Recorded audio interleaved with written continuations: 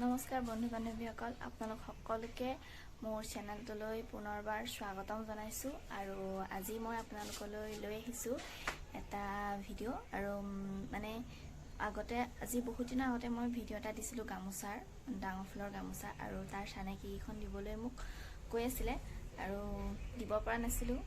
মানে বহুতেই দেৰি হৈ গ'ল, তাৰ বাবে ক্ষমা কৰিব। আৰু আহকচোন এতিয়া তেন্তে ভিডিঅ'টো চাই লওঁ।